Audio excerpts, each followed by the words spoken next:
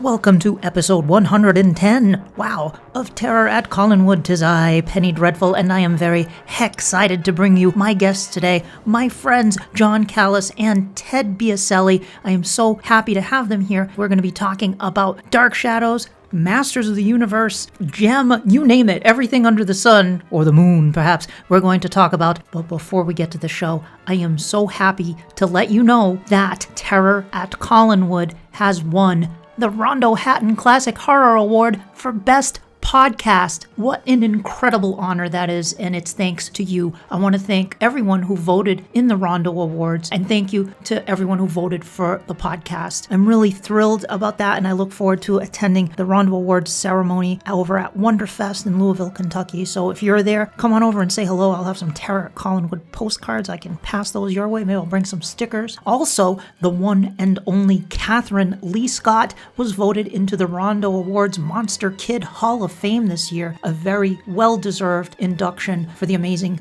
Catherine. Congratulations to all of the winners, all of the runners-up, all of the honorable mentions. Congratulations to Sam Irvin for winning for Captain Camouflage. Congratulations to Mark Maddox for winning for Best Artist. You've heard them both on the podcast before. Congratulations to Dr. Gangrene for also being inducted into the Monster Kid Hall of Fame. You heard Dr. Gangrene back in the Horror Host Celebration of Dark Shadows episode for Halloween a little while back. So congrats to all of you. I look forward to seeing you all there, and thanks to David Colton and Eileen Colton for all they do in putting the Rondo Awards together. Terror at Collinwood has been going nonstop for 4 years, and man, it's a lot of work doing this show. I'm not gonna lie, but this has definitely given me a second wind, and my hope is that this Rondo Award win for the podcast will continue to help boost the signal for our ongoing celebration of Dark Shadows as we head into the 60th anniversary of the show next year. Now, in other news, Craig Hurd McKinney,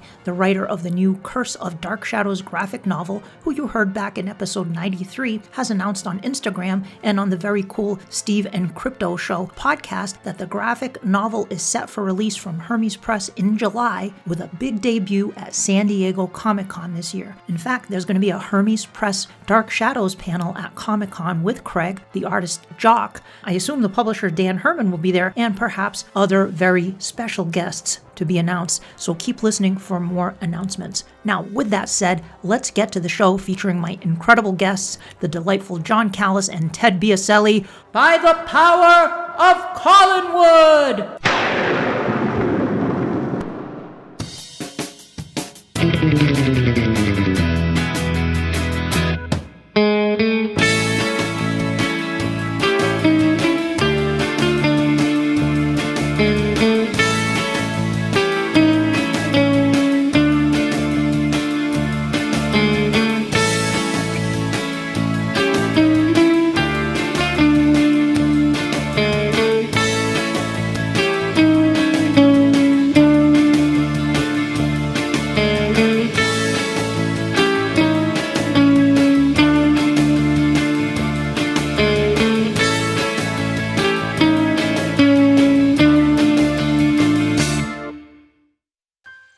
There's nowhere to run, there's no place to hide. This podcast is fun, but there are spoilers inside.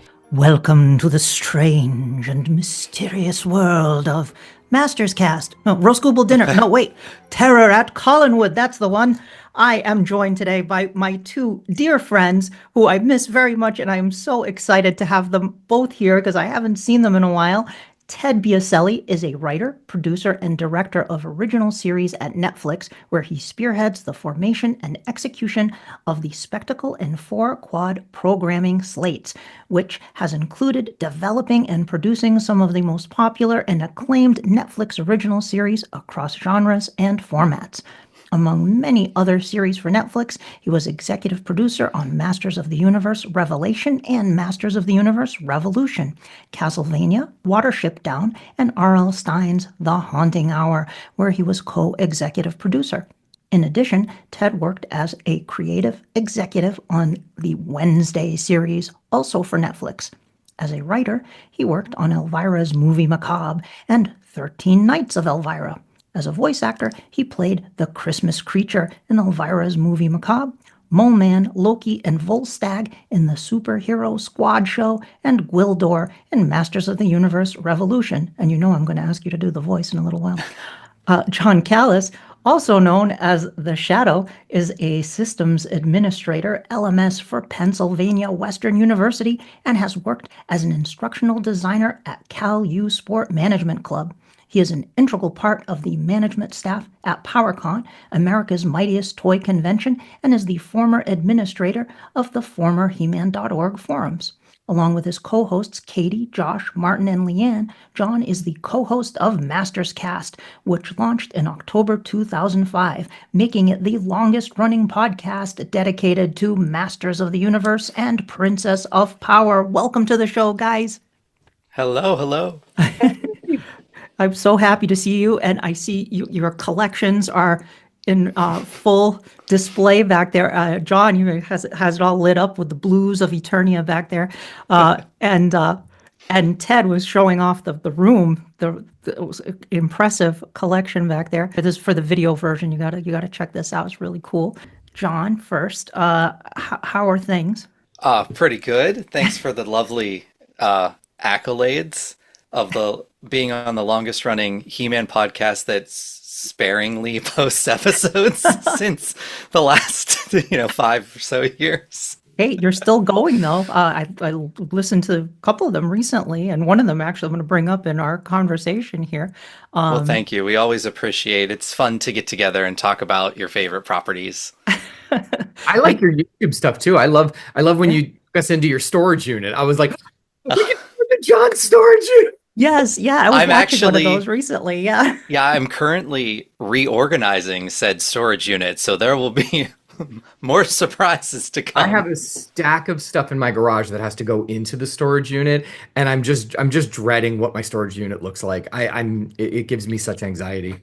It does, and I'm basically trying to categorize everything into new boxes per what era of He-Man and She-Ra basically they belong to, and just stuff you find, you're like, I didn't know I had this birthday cake candle, and it's like, where should I put this? Or I have from the 2000 series, like Crest or Colgate toothpaste with the toothpaste still in it, and I was like, how do I properly even store this? Like, do I keep it? Do I really keep this? Like, Yeah, it's crazy. I've seen like videos of people that have collections of various toy lines, and they have really nice glass display cases with lights. And I'd like to get something like that for my collections because it just looks really classy with the lights, and you have everything laid out, and you can put different items in there to kind of stagger the look of it and stuff. So that might be a nice way to do it. I don't know if you have display cases like that, but I don't have the room is the problem. Like even back behind me here, I stopped putting out the newer He-Man stuff yeah, just yeah, because I was like, why am I keeping all of the vintage stuff in the storage unit? Like that's the stuff I should be right. looking at, like the battle-torn ones from my childhood. Yeah, the ones that have the most nostalgia associated with Yeah. them. Yeah, and Ted, how are you? How have you been? Oh, what I tell everybody, surviving, just doing our thing, right? Yeah, scratching and surviving. That's it, scratching and surviving. It's it's been a year, hasn't it? It has You guys indeed. know there were some crazy fires in Los Angeles that Yeah, were I'm very lucky was not affected by them, but it got really close. We live very metropolitan. We're like in the middle of the city, so you don't think of things like that. Like wildfires happen in Los Angeles all the time. It's actually part of the natural cycle, right? mhm, We have lots and lots of area around in the surrounding areas where part of that is the purging of nature. But it rarely gets to residential areas, like real residential. There are people who live in rural areas and up in the hills and all that stuff like that, but the true residential areas, like what happened in the Palisades, was just horrible. We have all of us have friends who were yeah, affected directly by that, and it was it was heartbreaking to be on the sidelines, not being able to really do anything. Nobody was able to do anything. You couldn't get anywhere near that. And it raged for almost, a week and a half. And it was just so sad. But one of the fires was in Runyon Canyon, which is like right above West Hollywood. And I ordered food that night. My DoorDash guy was like ringing my doorbell off the hook. And usually they ring it once and leave it. But he was like ringing it. And I went to the door and he was like, here's your food, start packing. And he pointed to the hills and it looked like Mordor. It was just fire coming down the hills. And we were just so overwhelmed that night. And I was actually in Japan and came home a day early just because I had wrapped up my meetings. And I was like, you know what? I just want to go home. I don't want to hang out in Japan. I know that sounds crazy, right? I don't want to hang out. I was just like, I just want to come home. And I got home and then all of it happened the next day. So it was pretty daunting. And now LA's doing what LA does and we're rebuilding and everybody's coming together and people are really, really helping on the B side of it. But man, that kickstart to our year was, right in the crotch. Yeah, that's terrifying. And like you said, we have several mutual friends that have lost their homes, and but hopefully they're rebounding, and I'm hopeful that everything will. I have heard plenty of stories. I will say that um, all of the, those who were insured and those who were, there has been no, well, let me rephrase that. The people that I've spoken to have had no issues with their insurance claims and managing sort of the rebuilding efforts. Everything's been sort of moving very, very efficiently, which Good. crazy to hear that, with all the nonsense bureaucracy, everything that's going on right now. But everybody that I've spoken to who's had some issues has been, the process, while slow, is still moving efficiently. So Right. that's it's good to hear.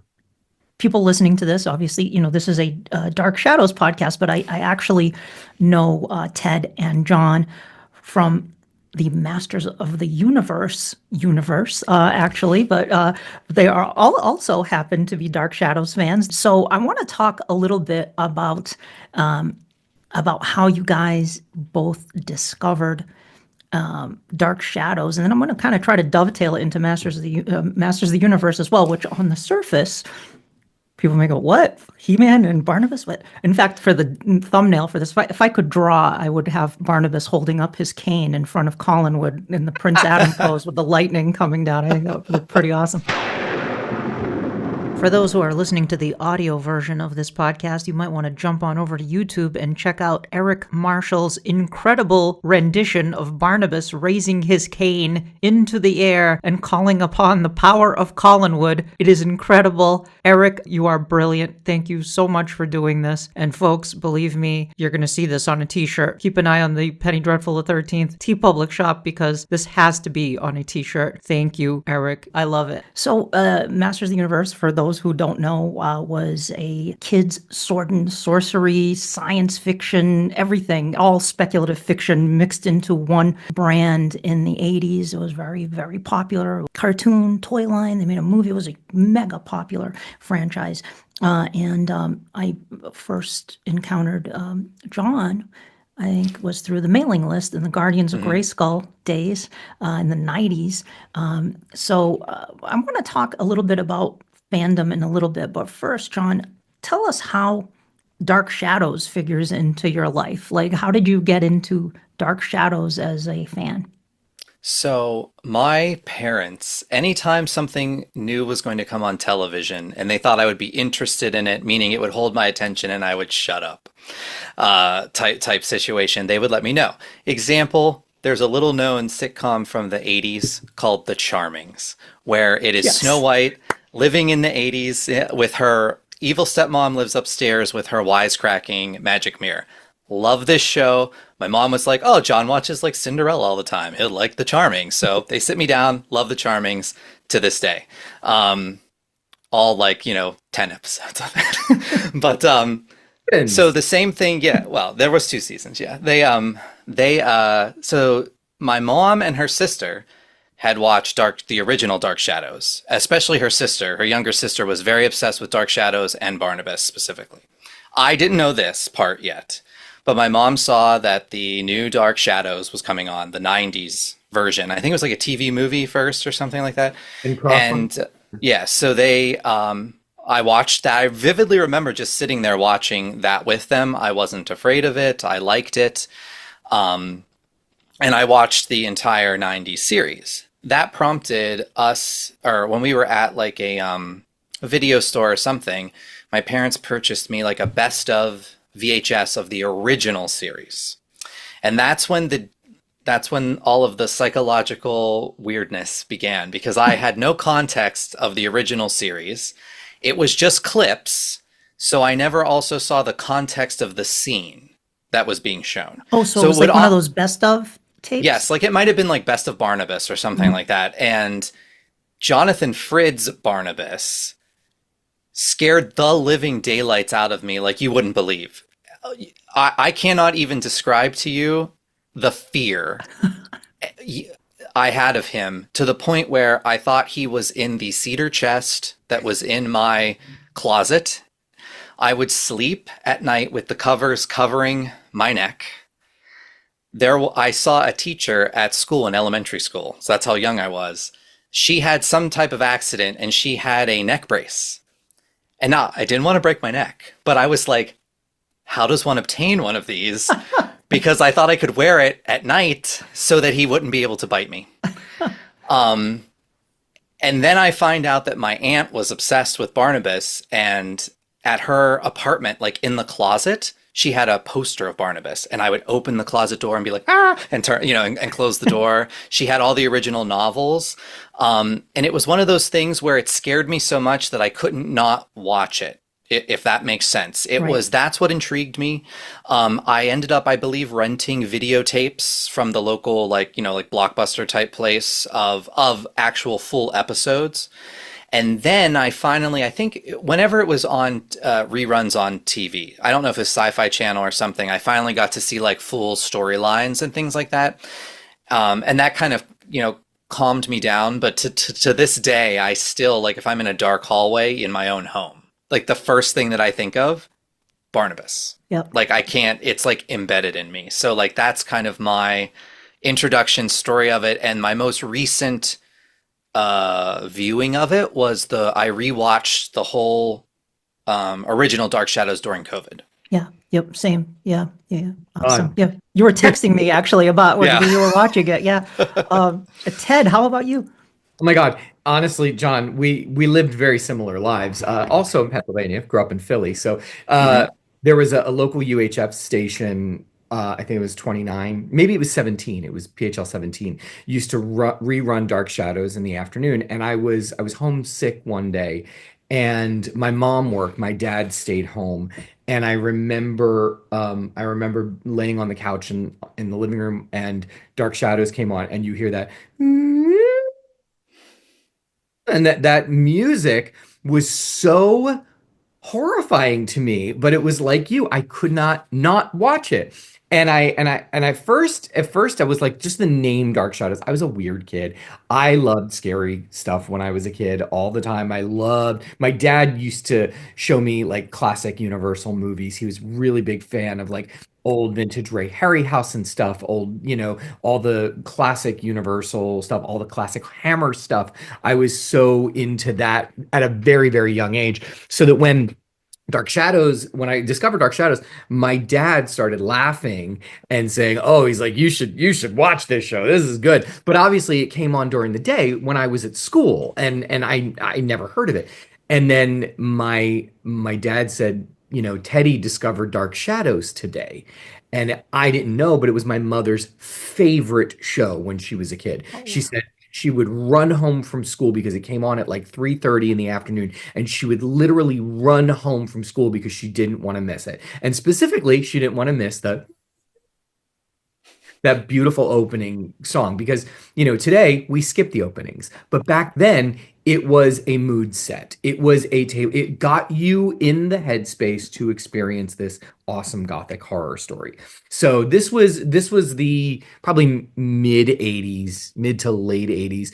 And then when the Ben Cross series started, I remember seeing a commercial for it. I think it was NBC. So I think there was a night where it was like, Friday night, Dark Shadows returns. And it was like, And I remember my mom got so excited. We made popcorn, and it was a whole night where we watched the new Dark Shadows. And I was a little older. I was probably like, I don't want to tell you, I don't want to date myself, but I'm older than you, John. So it was, I remember being like a teenager and it was like a whole big night for us. And then I grew up working in a video store. And of course, I then started renting I rented the Best of Barnabas. I rented the 1840s flashback. I rented all of that stuff and got all caught up on the old stuff. So that, we were all ready for the 90s version. Yeah. That's fantastic. Now, did you guys continue to, like John said, he revisited it during COVID. Have you gone back at all over the years and looked at any of it? My husband bought me this for Nice. Oh, Christmas one yes. year, The and coffin box set. and we got through the entirety of it. Yes. And I will say, the show really doesn't get good until So Barnabas. until Barnabas gets in there. I think it was like what? It was almost 18 episodes. I forget how many episodes before Barnabas shows up. It's a Oh, lot. it was a lot. It was two. He comes in episode 210 is I believe is God. when you come. So it's Uh, like 10 months of the show. yeah. Yeah. So it's like you have the Victoria Winter stuff and Burke Devlin, and then you get Laura the Phoenix, which I actually dug that. But Barnabas is where Dark Shadows kind of really becomes Dark Shadows as we know it. He had no patience. So he's like, where's the vampire stuff? Where's this? When does this become the vampire show? So we wound up skipping a lot of that to get to the Barnabas I stuff. see. But then I went back and I started to rewatch the Burke stuff and Mhm. all. So Yeah, because it's more like gothic romance in the beginning, and you have it's slow. There's a lot of it's slower. It's a slower burn. The supernatural is more implied until you start seeing ghosts and things like that, and then which I dug it, and I dug the Phoenix too. The Laura the Phoenix I thought was a really wild, weird idea to take the idea of a phoenix and reimagine it as this humanoid being that wants to take her children into the flames yeah. every few decades, and is reborn. And that's It was kind of, kind of like I think I mean, now we know the story of La Llorona a lot better, and it yeah, kind of has a very La Llorona essence to it. yeah, That good of it. call. Yeah, for sure. Now, well, I want to get to the fandom aspect of it a little bit, but there's I know you're both big Masters of the Universe fans, as am I. I was a little talk about you're old. You say you're older than John. I'm older than both of you. I was probably a little too old, really, for Masters of the Universe at my age, but I was captivated by it because it was fun and cool and magical. And the interesting thing is that there are some connections between the Masters of the Universe and Dark Shadows. Most notably, George DiCenzo, the associate producer of Dark Shadows, who was a huge part of Dark Shadows, basically Dan Curtis's right-hand man, yeah, who was on Ted's t-shirt there. He was the voice of Hordak in the She-Ra cartoon, and Bo and other characters as well, but most notably Hordak. And even back then when he was associate producer on Dark Shadows, he would tell everyone, "Oh, I'm really an actor. I'm really an actor," and he was. We went into acting. He's also from Pennsylvania, I believe. He is So from DiCenzo? Pennsylvania. I didn't know that. Oh, that's so cool. I did not know that. And it's funny because he's on that box set. He's in the interviews for the extras, but he's also in the interviews for the extras for the BCI He-Man and She-Ra DVDs too. And the other another connection was Jonathan Frid did very few films after Dark Shadows. He was offered, I think he was offered like a six-picture deal by AIP Horror Films. He did not want to be typecast doing horror. Jonathan Frid didn't, he was not a horror fan. He did a couple of horror films. He did Devil's Daughter on TV with Shelley Winters, where he played a mute butler. It's like, he has such a great voice. Why would you make him mute? But he was great in that role. And he also was in Oliver Stone's first film, which was a horror film called Seizure, and it had Martine Beswick in it. Hervé Villachez was in it. And his wife in the film was played by Christina Pickles, who played the sorceress in the 87 Masters of the Universe movie. That's cool. Yeah, isn't that fun? And then No, another one that jumps to mind too is Don Glut, who wrote the first 4 Masters of the Universe mini comics, is a massive Dark Shadows fan. He's been on the podcast before too. In fact, he reached out to me and he was like, "Can I come on your podcast? I love Dark Shadows." It's like, I knew he did, but I was like, "Yeah, absolutely." Don is pretty great. But one thing that's interesting is with the two franchises is that Masters of the Universe was a huge global phenomenon. Dark Shadows was a huge national phenomenon, I would say, in the United States. It did reach some parts of Canada. South America, for sure, was Mexico in syndication. It had got big there too, but Dark Shadows was huge in the 60s and early 70s. Masters of the Universe was huge. And then both of them kind of almost disappeared for a while. And I feel like, or the generation that didn't watch Dark Shadows originally, I remember growing up, I don't know if you guys had this experience, but I feel like none of my friends in school, not that I had a ton of friends in elementary school, but I had friends in elementary school, they didn't know Dark Shadows. Like my teacher knew it, but did you guys have this experience at all? nope. Nobody knew. It was a thing with me and my mom. Dark Shadows wasn't anything I talked about with my friends. Mm-hmm. Yeah. Yeah. Same. I would have talked, with my aunt about it, since she was like my mom casually watched it, right? But my aunt was the one that was the really big fan, and I remember her showing me like the old novels and things like that she had. But yeah, I don't think any of my friends, but to be honest, the majority of my friends also didn't like He-Man and She-Ra. They were more, Transformer. Like I'm very young, I feel, for He-Man and She-Ra. Like you were saying, you might be a little too old. I feel like I was right on that cusp where I don't remember like. Obviously, She-Ra came out years after He-Man. I don't remember there never, She-Ra not existing. I only remember it always as being He-Man and She-Ra. And I came in kind of, I feel like, more at the tail end of it. Mm-hmm. And that may be why, because my friends were more, I remember Transformers, G.I. Joe, those type of things. I was kind of the outcast anyway, and I liked like Filmation's Ghostbusters. I didn't like the regular Ghostbusters. It was very odd. What's wrong with you? I'd rather watch the GoBots than Transformers. Anything that involved Larry Storch is absolutely worth you're just a contrarian. Actually, I'm the person that believes you can like GoBots and Transformers. That's right. Yeah, why can't you like them both? Why? Yeah. I feel that way. Ghostbusters and the real Ghostbusters. Totally. Yeah. I feel that way. I hate it when people ask me, which one do you like, Marvel or DC? I'm like, I like both. Why do I have to pick? DC. Yes. Marvel, DC. You can Well, like DC them is better, both. but that's okay. Yeah. I think Marvel has better characters, but DC has better stories. That's okay.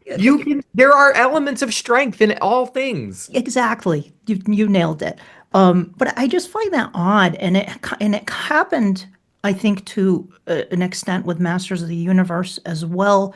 When it ended, that it kind of just, I mean, we had the reruns came back on the USA Network and stuff, but it was almost became like this not lost thing, but it was like people just didn't talk about it anymore. And it was with like that with Dark Shadows, and it makes me think like, how could something that was that popular to the point where it would spawn all this like licensed merchandise and like huge gatherings of fans that would go to like parades or whatever, the power tour, things like that, kind of just go crickets, But it's weird, Twilight. right? We all lived through Twilight. Yeah. Twilight. Yeah. I think He-Man and She-Ra, or He-Man especially, right, because he was first, hit at like this serendipitous time, right? They had just lifted the ban on children's television, right? And he was the first one to have the syndicated daily new episodes. Mm-hmm. And the toy line itself, right, was already semi-popular. It wasn't like it was a dud and needed the toy line or needed the cartoon per se. Then the toy line or the cartoon really shot it out into the stratosphere. And I think because it was first, had Transformers or something maybe like debuted in 83, 82, like He-Man did, we might not even be talking about He-Man and She-Ra. I'm so happy that it hit when it did, because I really think that was to their advantage. Mm-hmm. because I love that property so much and it had such an impact on me as a child. But I really do think oftentimes it's circumstances. Same kind of Dark Shadows, very unique, I feel, for its time, especially that it was in a soap opera, format and time slot. It wasn't like a prime time show even for its time, where you had like Batman or something that was maybe a little bit more fantastical. So it hit, and it was so fresh and new, and I think that made it unique. Whereas, say something like from my day, like Passions would be the soap opera equivalent, I would think, to sort of with Dark Shadows, because it had the supernatural elements, but Passions was not like a big, huge thing. It was on for several years, of course, but it certainly didn't have the impact that Dark Shadows did. But that, I think, is because similar programming has flooded the market, even with like things like Twilight and things like that. I think someone new would say like, "What's Dark Shadows?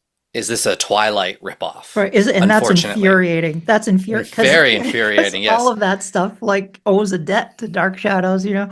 It's Um, something that I deal with all the time when looking at like IP to make into television shows or movies or whatever. A lot of stuff that comes in now, it may be inspired by something that had come before a lot of the what now culture regards as the thing. And it's like, man, it just feels a little redundant. I'll give you an example. You read books like The Talisman, which I love. I'm a huge Stephen King fan, huge, Peter Straub fan. And it's like the Talisman really set the tone for a lot of what we look at today in terms of like putting kids in dangerous situations, very much echoes Stephen King's It, that kind of thing. But it's like if you try to do The Talisman today, everybody would be like, oh, what are you doing? Stranger Things? Is that a ripoff of Stranger Things? Is that a ripoff of Stephen King's It? Like it feels like something that evokes stuff that's popular now, when in fact those things owe their success to something like The Talisman. And it's so funny how that happens all the time. Another good example is Watchmen, how like the comic book Watchmen was the first time superheroes were regarded as potentially real. How do we look at superheroes through the world of what would they be like in the real world? And then the movie, The Dark Knight comes out.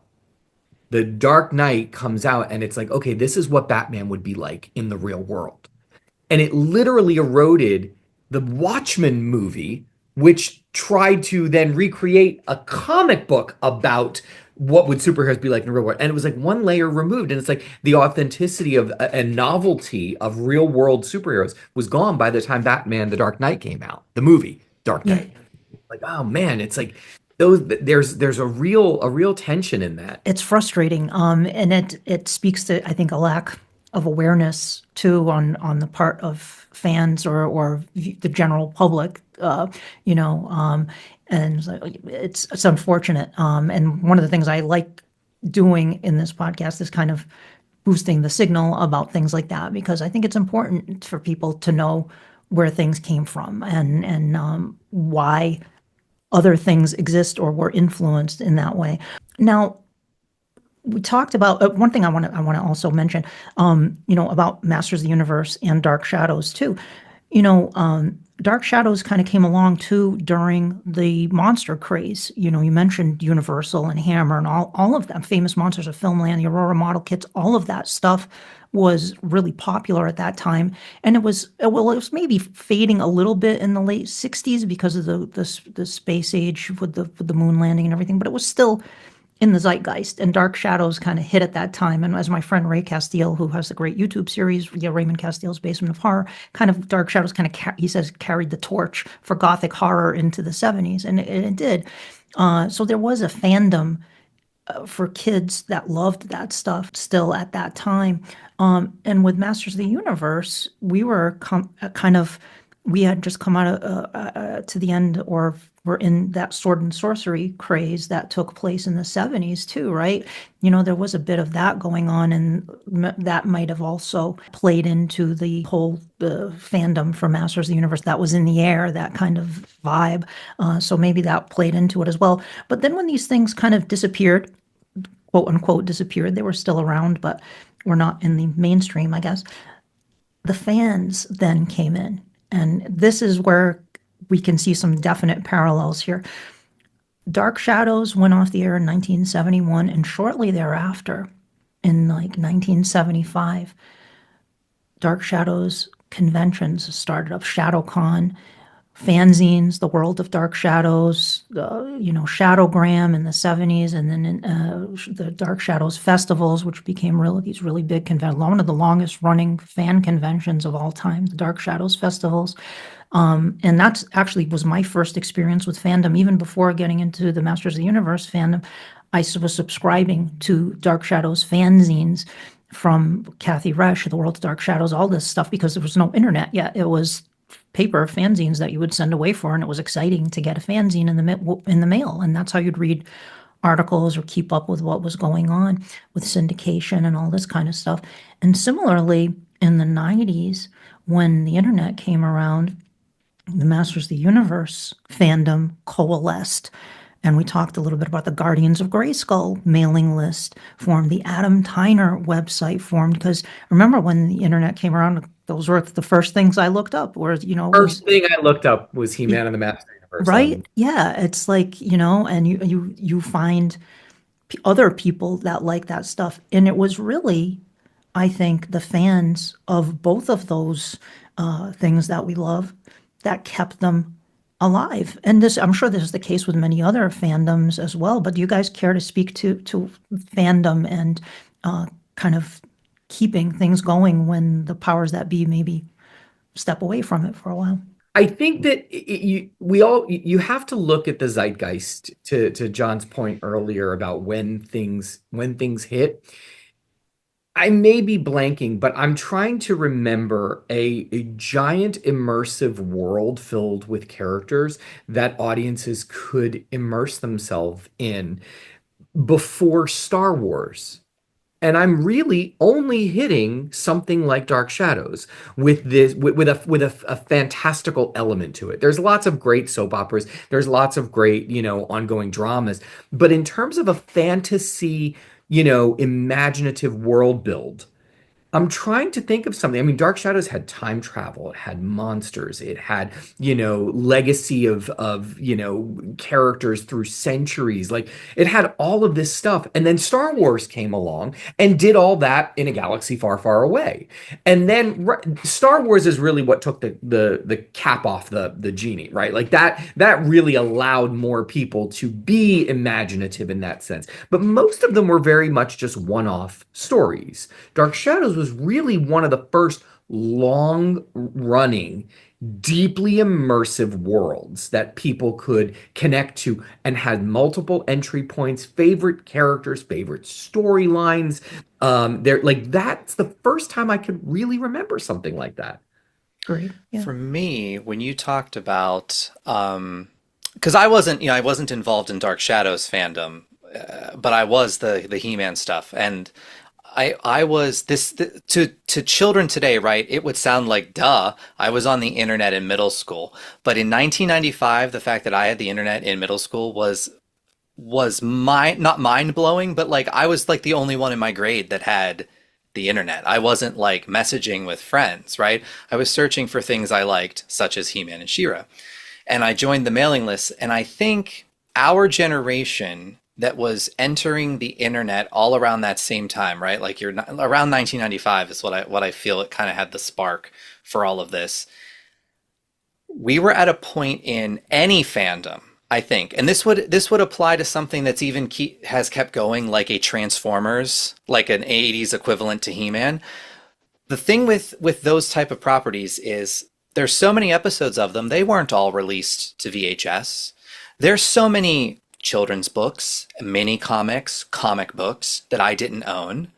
Entering the fandom with the internet kind of birthing it, as you look back nostalgically, I was VHS tape trading with people and be like, oh my gosh, I totally remember this episode of She-Ra. Like, and who knew it even existed until this person who taped it off of a rerun on USA Network or something sent me the tape. And so we were trying to compile, oh, I remember an episode like this. I remember an episode like that. And I think it was that type of camaraderie, debate about characters, how you remembered that. All of that was unique, I feel, to the experience of that time. And today's society, if you will, like kids like that, I don't know, watched Teen Titans like 10 years ago on Cartoon Network. They can easily have all those episodes. They're on a streaming platform. They're on YouTube. I mentioned something even like, everything's on YouTube now. I can type in that old Snow White the Charming show. It's on YouTube. You can watch the episodes. I think since everything's accessible now, it's a totally different game and a totally different fandom. I don't know if like future generations of even like Twilight, Harry Potter, those things are huge, especially Harry Potter, but everything is accessible to them. They didn't have that, I feel, experience that we had of gathering of the information and geeking out about it as our own little society. If that makes sense. I think that's one of the things that kept our properties alive, and I feel too that's why studios, comic books, they want to revive a lot of that stuff because that's really our only way to continue connecting to it, because now we have all the episodes, now we have all of this, and there's a market for driving the fandom, and it's that delicate balance of how do I get the new fans invested and the old fans, or to get new fans to be invested and while keep the old fans there and happy, because that's the base of our like purchasing power. It's also, it's so hard to launch something new that finds an audience that big enough to sustain it, right? Because there is a real sort of conflict in terms of like the cost of investing in something that's big and world building and epic and delivering on that fan base to come and support it enough to sustain it, right? That there is a big conflict there. So the easiest way to do that is with something people already know. That there is at least some people who love it and will show up. And maybe that fan base is big enough that if we do it great and open the gates a little bit wider for people who don't know it, it can sustain and grow and become something, even bigger, right? That was the bet for Iron Man. And let's see, Iron Man, not a top tier character when that movie came out. And they're like, if we make it great with a great star, we know that there's a bunch of people that are going to show up for Iron Man. Maybe we make it great enough that more people will show up and it becomes something big. And maybe we've got an Iron Man franchise. I think that there was a dream of building a Marvel Cinematic Universe, but I don't think anybody could have calculated what that would do, how it would do. But it was the safe bet. Like, it wasn't a risk. Everybody's like, oh my God, Iron Man was so risky. No, it was really safe. It was like, let's take this third tier character. Let's put an actor in that who we know really embodies the character very well. Yeah. Let's just tell a great story adapting the origin that we already know works, just contemporizing it, making it for a modern audience. And, maybe enough people will want to watch it beyond the fan base. And I think that there's, we talk about the reboot thing that's happening so often. It's like the calculus gets off. It's like sometimes you weigh the fans more than you weigh the new audiences, or sometimes you weigh the new audiences more than you weigh the fans. And I think I'm setting you up, Danielle, for adaptations of Dark Shadows. Yes, thank you. And thank you for that. Yes, you did. I appreciate that. So we had in 1991, as you both mentioned, the NBC series, which was helmed by Dan Curtis, where he tried to bring back Dark Shadows in this lavish primetime production with Ben Cross as Barnabas. And sadly, it was short-lived. It only lasted 12 episodes. The Gulf War hit right when that show was on, and it was definitely, the timing was not great. It deserved a better chance than it got. Warren Littlefield, can't Brandon Tartikoff left NBC. Warren Littlefield came in. He canceled the show, sadly. In a similar way, we had the 2000X Masters of the Universe cartoon, which also came and was the return of Masters of the Universe. And in a similar way, both fandoms were very excited about this because both of those things have been gone for a while, and they came back in a big way. And that also did not last very long, sadly. And both of them tried to capture kind of the feel of the original. It was kind of a remake or a retelling of the original story in both cases, and they didn't last. So then, over the years, we've had Dark Shadows. The WB was going to do a pilot that never aired, with Alec Newman as Barnabas. It's on YouTube for those who have not seen it. I was going to say, I think I watched that recently because I stumbled upon it. Yeah. we could have. Have you seen that, Ted? No. Yeah. It was WB. It's very WB. What's that? It's gonna make me mad. It's weird. It's gonna make you go, okay. It's different. I mean, it's lit like a Dario Argento film, which is kind of interesting. Barnabas is it's Alec Newman, who's a good actor, but a very different take on Barnabas. I am not a fan of it personally, but there are pros and cons. And then we have the 2012 version with Johnny Depp, which was a visually stunning film, but was a comedic adaptation of the source material. I remember when that first Entertainment Weekly photo came out that sort of recreated the line in the room, and I saw Michelle Pfeiffer as Elizabeth Stoddard, and I was like, yeah. Oh my God! I was so, like that poster, like that picture. It was my desktop on my computer. I was so overwhelmed at how slavishly they recreated that. I thought it was beautiful. I loved the casting. I loved Johnny Lee Miller. I loved, like everybody was just like, oh my God. I was like, this is great. Yeah, Ted, I'm right there with you. I saw that picture and I was really excited when I saw the picture because also for years I had been reading in magazines interviews with Johnny Depp, Tim Burton, and Michelle Pfeiffer too. They had all claimed and I don't doubt this for 1 minute. They were Dark Shadows fans when they were kids. They ran home from school to watch Dark Shadows. They liked Dark Shadows when they were kids. Johnny Depp wanted to play Barnabas. And I know you've worked with Tim Burton. I do not want to, get you in any kind of hot water. So I don't want to go cross any lines here. But I think Tim, in hindsight, will be the first person to tell you that the calculus was off. Mm-hmm. Okay. And I think, I think everybody goes into everything with good intentions. And I honestly know that Tim loves Dark Shadows. And I know that there was a lot of, look at that opening sequence. Yes. The opening sequence of that movie is phenomenal. And honestly, from that moment, I was like, oh, this is going to be incredible. And I think that the studio at some point doubted the audience's investment in just a great Gothic drama. I think they wanted the yes and. They were like, well, we couldn't do just a straight up, we've got to do a twist on it. Audiences today aren't good. I can hear the studio.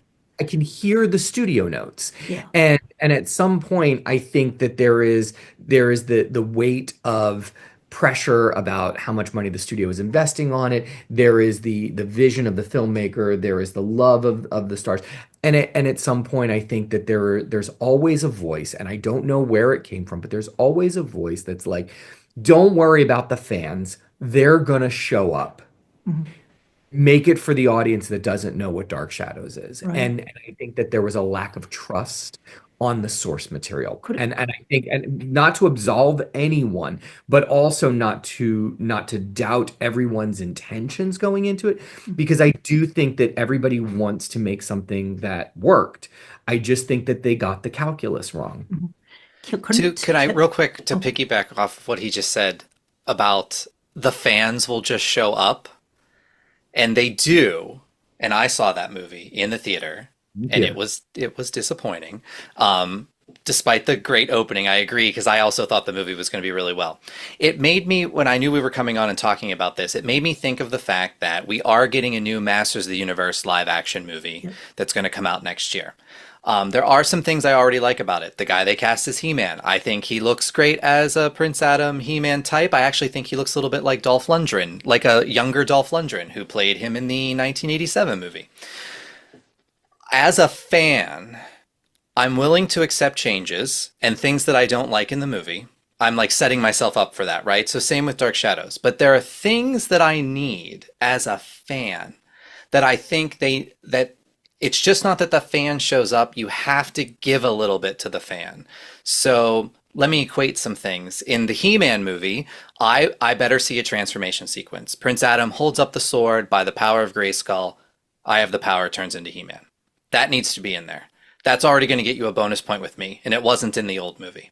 In Dark Shadows, simple way to please me, use the theme song. Yeah. They did not use the theme song. The theme song, as you said earlier, Ted, that theme song grabs you. It just the way it just gives you that certain feeling. That it's just when I saw the Green Hornet movie, which was also terrible. Don't get me started on that with Seth Rogen. They used the theme song for like 30 seconds at the end of the movie. Like I couldn't that's when I got excited finally during that entire horrible Green Hornet movie. And Green Hornet is one of my favorite characters of all time. And I was like, finally, you played the theme and now I'm excited about the movie. Yeah. It's lit. My point is, there are little things like that that you can sprinkle throughout a remake or a reimagining of something that will give the fan the buy-in. And I think, unfortunately, with some of the stuff we've experienced growing up, they just don't have the right mix of that element. Like, I don't know, even the Inspector Gadget movie comes to mind. Like, there are so many things that I was so excited for, and they just didn't have enough in it for me. Quote Inspector Gadget, missed it by that much. That much, yes. or Maxwell Smart. Yeah. You said it, John. Like, look, I've been involved in so many adaptations, and I've gotten it really right, and I've missed, right? I think that there are a lot of things go into it. I think probably the most successful adaptation I've ever worked on is One Piece. And part of that was understanding the material, really understanding why One Piece works, why fans love it, why it's been running for over 1,000 volumes. Like there's something deeply important and personal to people. We also had the benefit of working with the creator. That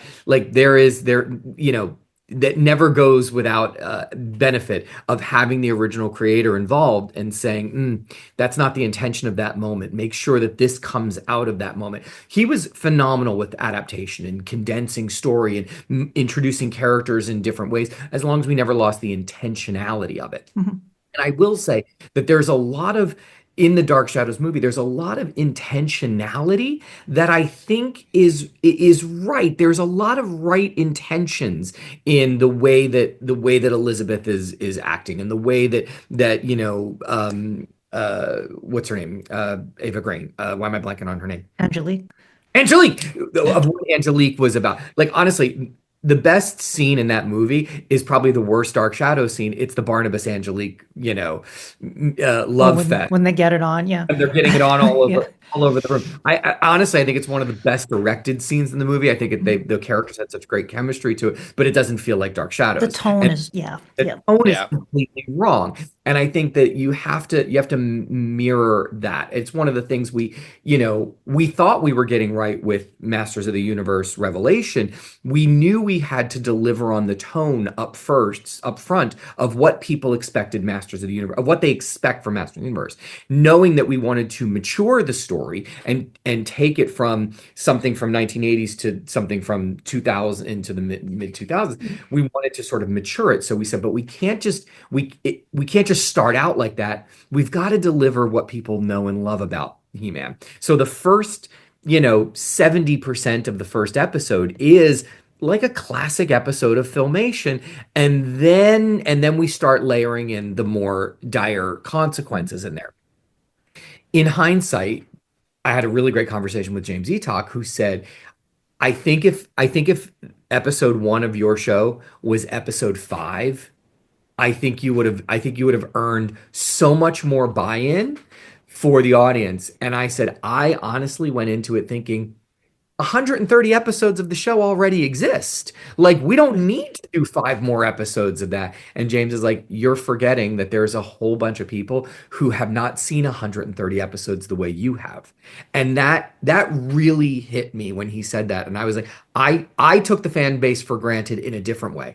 I didn't say they were going to show up. I was thinking they already know this. I don't have to serve it to them. They already know the stories. We're just going to pay very, very slavish attention that that stuff already exists and just take it from there. So calculus is hard. It really is hard. And I think that there were some studio executives during that time at Warner Brothers who were like, I don't know if audiences want to see a gothic drama. I think we have to give them, something more. Plus, it's from the 60s. We can make fun of it a little bit. Couldn't Tim Burton and Johnny Depp have pushed back on that though? Because they were a powerful enough duo in Hollywood at that point that they could have said, no, we don't want to do that, right? I mean, and I don't know what happened on set. They may very well have. I think that, studio executives are very persuasive. Right. And now I'm glad We could be wrong, but we're very persuasive. Gotcha. No, I'm glad I wanted to get to Revelation and Revolution as well, because you successfully helmed it's a continuation versus a remake of the original. Because in every, I said, I don't want to remake the thing that I think is perfect. So why would I do that? Why would I remake something like Masters of the Universe? I'm happy to do that with other things that I think, like Lemony Snicket. I was so happy to get to work on Lemony Snicket because I felt like the movie didn't do a great job adapting those books. And again, had the benefit of working with Daniel Handler, who is Lemony Snicket, so it was great. But with Motu, I was like, you know what?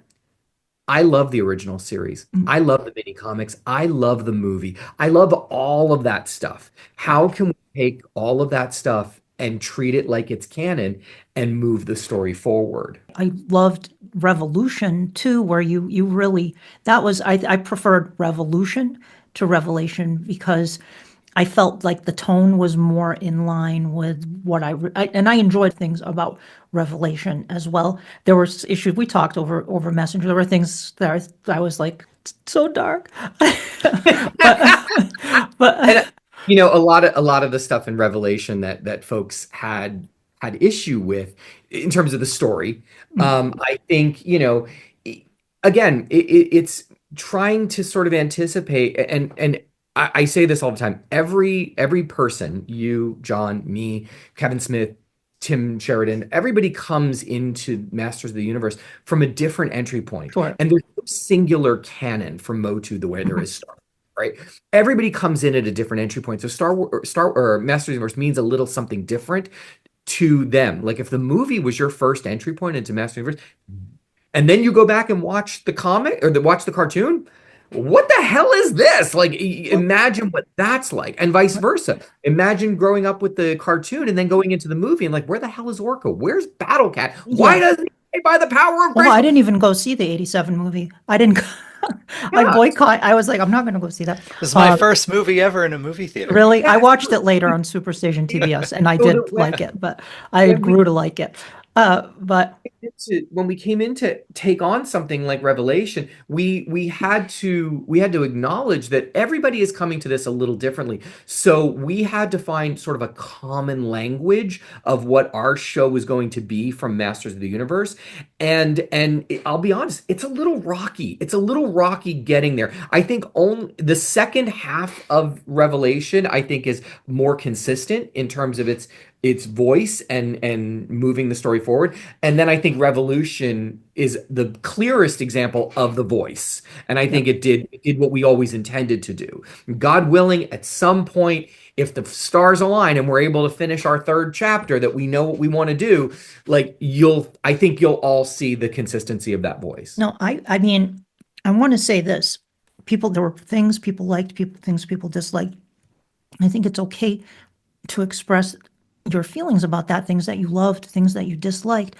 But there are people who got really nasty, and that I really disliked, and people questioning your fandom and all of this, which really ticked me off because I've known you for years through PowerCon and hanging out and at San Diego. I remember sitting in the car at Comic Con and we were geeking out about 80s cartoons and all kind of just pop culture in general. Ted is a fan of the subject matter, and I mean, you were trying to pull stuff. You were from different canons. You even asked me for something from the bios, one of the Queen's name of King Miro's wife. We knew Eric and I. I was like, I remember them mentioning Queen Miro or King Miro's wife's name. I was like, you know who would know? Daniel. Yeah, she didn't have a name. We named her Queen Amelia after the last queen consort of Portugal. And you use that, so that was very sweet of you to do that. But it's like people can get really toxic and nasty, and I know it's an overused word, but it applies. And I was shocked by how the Masters of the Universe fandom reacted because that was not the fandom that I remembered from the '90s and the 2000s. And there were fans that were nasty during the run of classics, but it was usually kind of a unified force for the most part. People had disagreements and stuff, and there were always like crazy people in every fandom, but for the most part, it felt like a very fan-driven thing. Classics even was very fan-driven in the 90s, especially for sure. It was all very fan-driven. But then Masters of the Universe came back in a big way, and you helped helm the successful return of Masters of the Universe in animation. The She-Ra cartoon came back with DreamWorks too. That also had that had even more, I think, blowback from fans that were like very angry about certain choices. I think a lot of the sentiment for She-Ra influenced a lot of the fans for Revelation. Yeah, I think you're probably right about that. Yeah, Even though what's interesting about in talent and the folks involved. What's interesting in that, it just to show that how fans can be very particular and picky. And I don't know if Dark Shadows would experience this to an extent, because Dark Shadows, at least from my purview of it, the height of it was the 60s show, and that's kind of the staple. With things like Masters of the Universe and Princess of Power, you do have a lot of offshoots. There were some already remakes. There was a movie, a semi-popular movie, I guess, that came out. You have the mini comics. People are like, I didn't even like the Filmation cartoon. I only liked the comic books that came with the toys. And both reboots, the She-Ra DreamWorks one and Revelation of Masters of the Universe, right? They both got pushback. For me as a fan, right, there were a lot more elements in the She-Ra reboot that I felt was more, say, faithful to the spirit of She-Ra than things that were in Revelation, not Revolution, but Revelation. And I give you an example, and this is how I want to show how nitpicky fans are, okay? And you can throw it back at me, but this is like the mindset of a fan, and how do you please someone, right, when you are going to remake or reboot a property. There's an episode in Revolution where He-Man, or Adam, doesn't have the sword anymore, the conduit, right? And he calls upon the power of Grayskull without it. Right. Oh, Revelation. In Revelation, sorry, yes. In Revelation. And he turns into, I'll call him Savage He-Man, because I think that was the name of the toy. So for me, that whole element there was, this is Mattel, I need to sell action figures. This is a perfect, easy variant for us to do. And you don't have to confirm or deny who pushed that. Even if it was your idea, I forgive you. But here's my problem with that, and maybe you can understand where I'm coming from. And I think we've talked about this before anyway. But so in my opinion, Adam and Adora, their destiny is to become He-Man and She-Ra. They are the power and honor of Grayskull. They're the only ones really that know how to use it. When Prince Adam calls upon the power, I truly don't believe he would turn into Savage He-Man, Hulk out, and not be able to control it, because there is a similar episode in the new She-Ra Princesses of Power. Same situation. Adora's sword is broken. She calls upon the power or the honor of Grayskull.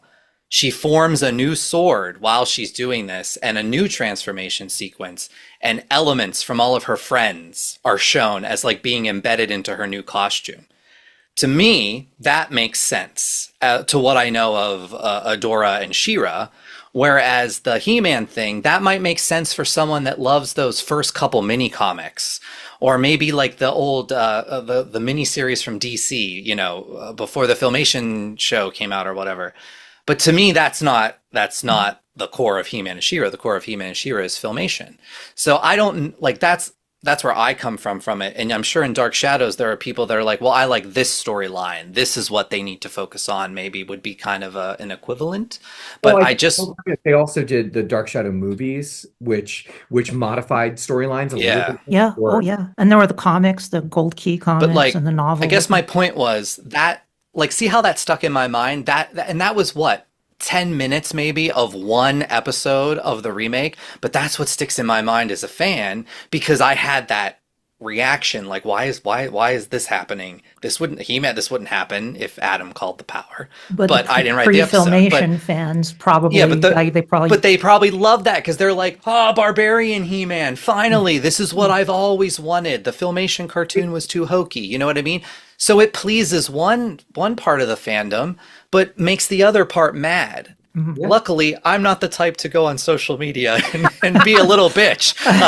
And that's what I hated about all fandoms of today. And I don't care if it's something that's as popular as Harry Potter, right? Or something as more niche, like a Dark Shadows or He-Man and She-Ra.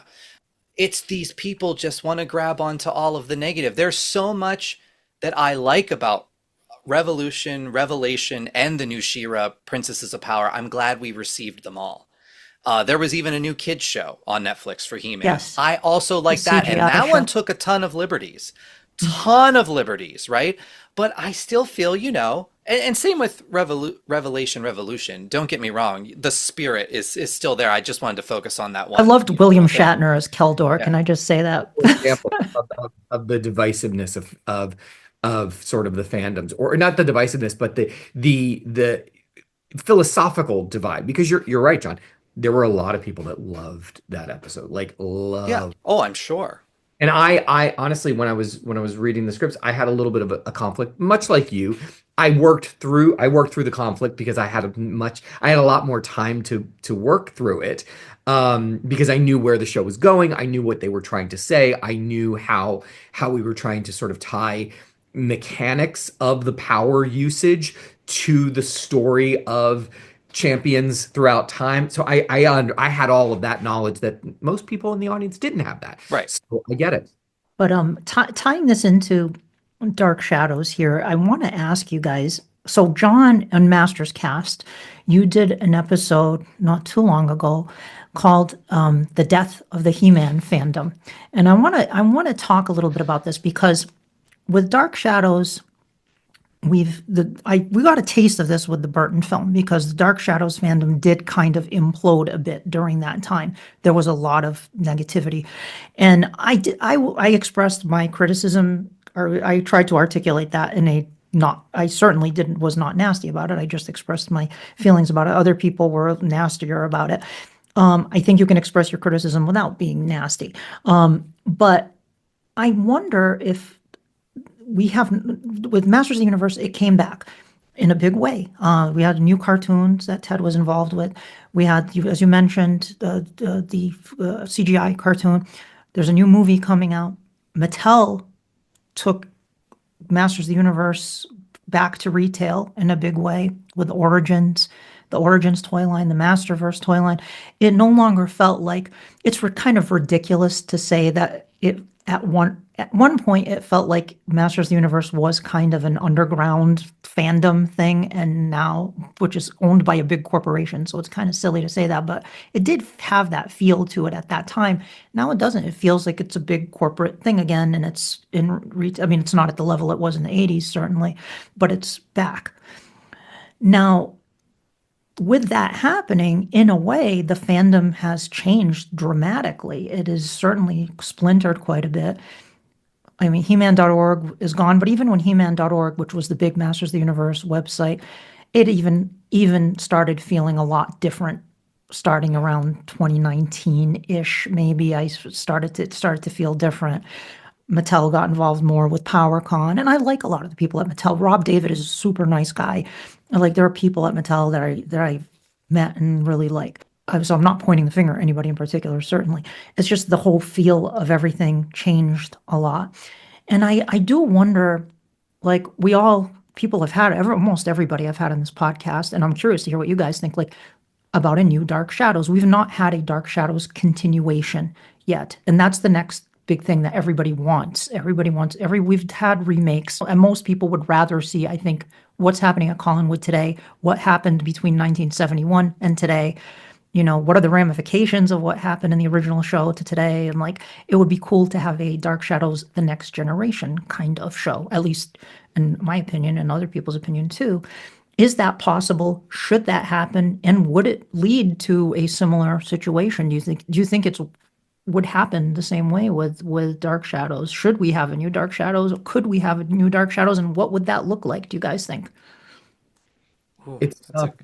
It's tough because, to your point, because the movie was not, I think, widely well received. I think that there is a perception about it, a perception that maybe the fandom isn't valuable enough, that the IP itself may be dated.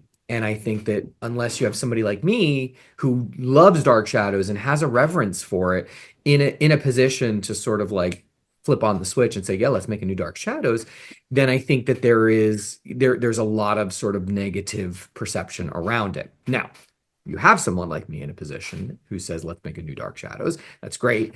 And then who's the person to bring that to life? Someone that, who says they love it, whether it's, John August and Tim Burton, or whether you bring the people who have that sort of love together. The calculus is the question mark. It's okay, somebody comes in and says, all right, what they got wrong in the movie, we're going to make right in this. And we're going to use enough of the backstory that people care about, but we're going to tell a new story. And then the question is, well, why make it Dark Shadows? Why not make something new that feels like a gothic horror? And they did. It was called Penny Dreadful, and it was lovely, and it was, had a lot of great elements to it that felt like watching a Dark Shadows. It had lots of great complex soapy characters with supernatural elements to it. It had a great tone. It was beautiful. So I feel like, that becomes the next big question is why make Dark Shadows? Is the fandom vocal enough to want it? And what do they want that's going to get the biggest audience? There's the question. Mhm. I'm torn actually on your question, the first part of the question of do you want a remake or a continuation? Okay. I'm torn. My gut actually says that I think I would rather have a a remake where they're still using familiar characters, but perhaps with modified setups. It like the 1990 show, correct me if I'm wrong, but it did borrow storyline elements, right, from the original Oh 60s yeah, the whole show, thing right? was, Like yeah. even though it was such a short 12 episodes, that they were already borrowing or condensing down storylines from the soap opera formula. I think it would need to be something for me where you're reinventing kind of what happens with keeping the spirit of who the character is, I think is what I would want to see. Mhm. Like, I like a lot of the earlier Dark Shadows episodes more than say like when Angelique enters the picture. I liked it when it was a bit more Barnabas focused. I do think he is the He-Man, if you will, right, of Dark Shadows. I think you have to. I feel like Barnabas is the selling point, and I guess he could be, you know, down the line relative of Barnabas or something. Well, But if he's a vampire, he'd be immortal, so you could have sure, him. Yeah. yeah. I mean, you could still have him. I guess I think they have to start. They would have to, for me, I would be okay, like, if it doesn't start out with a train and Victoria, I am Victoria Winters. Like, they don't have to do exact remake points. Mhm. Maybe they could be more creative with their storylines as long as they kept the essence of the character. I don't know. An example I could give you, and this is no offense, Ted, but example. If you keep Barnabas who Barnabas is, I think you'll have buy-in from me. My equate to this is Carmen Sandiego. And I I don't know. didn't, okay. I don't like the remake of Carmen Sandiego that's on Netflix because Carmen Sandiego is no longer a villain. Carmen Sandiego is like the hero kind of that show now.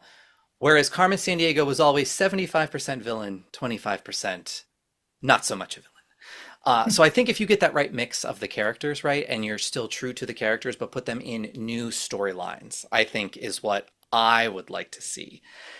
Would I check out a continuation that had all new characters? Yes, but I think it would be way harder for me to get interested Gotcha. in it. What if there were new characters, but also some original characters in the mix as well? I think that would work. Yeah. Like, Okay. especially, I think you have to have Barnabas, or there has to be a looming of Barnabas. Yeah. I could even see how there was something done with like the portrait of Barnabas. Like, I'm talking Jonathan Frid portrait is Mhm. still in Collinwood, Right. right? In the foyer, wherever they want to stick it, or it's hidden in a room and like some kid finds it. Um, you could do so much with And he that, I might feel. return at any moment, right? Yeah, yeah. Yes, That's it. yes. Yeah. Like you could, I think just that looming presence could What help. about though for like Ted, you mentioned it sounds like that the 2012 film had some negative impact in terms of perception in general, like that instead of blaming the film, the tone or content of the film, they're blaming the lack of a fan base, it sounds like. What happens? I hate to say that, but it happens all the time. I feel like rather than look at the film itself and say, "Oh, it was that version of it that didn't work," they'd go, "Oh, the IP itself isn't as powerful as we thought it was." See, I think if you build it, they will come. If you stay true to the tone of, like John said, you keep like with whatever, like Carmen Sandiego, like you keep that the characters and the tone of the original intact, what people loved about it to begin with. I At least even if it failed, it would fail kind of on its own terms versus trying to kind of change it for the sake of changing it to appeal to a, well, maybe this audience will like it. And then if they don't, oh, let's blame the IP itself. It's like, it's kind of, it's And it's sad. That's sad. hard because I think you look at something like Riverdale, right? Which I'm gonna say 90% of the fan base of Riverdale, and Riverdale is huge. Riverdale was a Yeah, unqualified, it worked. 90% of those people, they don't read Archie. right. They may have a passing knowledge of the that Archie was dating two girls. That might be it. That might be Mhm. all they know. I read lots of Archie comics. I'm on the Archie comic mailing list. What I Yes. love about Riverdale was that actually all of the character relationships and the character dynamics are very accurate to the comics. Hmm. What's different is the tone. Hmm. They made it a melodrama instead of a rom-com. Yeah. They made it a, dark and gritty and a little sexy and grimy. And therein lies the big question. It's like, okay, can you deliver a Dark Shadows for an audience that has no idea what it is? Know that you everything you are borrowing from the original source material is very accurate to the relationships and dynamics, but we're going to present it in a way that is completely different than the thing you love. I mean, like that there is a question there because I think that's what maybe they tried to do with the Burton movie Mhm. is try to borrow enough stuff that felt like it was accurate and the relationships were, true and all of that stuff, but do it in a way that doesn't feel so beheld to the tone. Because Riverdale is certainly not the tone of the comics. It's true. That's a good point. Yeah. Dynamics are. That's Uh, actually a really good point. because I liked Riverdale, and I'm familiar with Archie, not like you would be, but I knew it was a completely different like tone. And Mhm. it's interesting that because it was so well done, that's acceptable. Whereas I feel with the Dark Shadows movie was kind of more like the Green Hornet movie for me, where it's like, yes, they have the characters, right? Yeah, Britt Reed's there. He's the newspaper guy. Kato's there. They have the car. Like they got those simple elements right, but then the characterization of the Green Hornet himself in that movie was just so far off. Kind of Right. like how Barnabas was acting Right. in the Like Dark Shadows movie. Johnny Depp, he made every effort to like capture the intonation of Jonathan Frid's delivery and even had the little bangs and everything, but then he's talking about birthing hips and Julia's giving him a BJ and I was like, come on, it's just feels totally off. That said, you mentioned Riverdale. I really enjoyed The Chilling Adventures of Sabrina. It was really good and based on the comic too. And I loved Sabrina the Teenage Witch as a kid. I used to watch the Archie cartoon too. I loved their songs. I mean, it was just I did when I had the late great Laura Parker on the show, Angelique. I did mention the Chilling Adventures of Sabrina to her. I was like, they should have had you on the show or had like a poster of you in the background. She's like, yeah, a reference or something. But like So, you bring up a good point because in the opening episode of Riverdale, Archie's having sex with Miss Grundy in the back of a car. oh, jeez.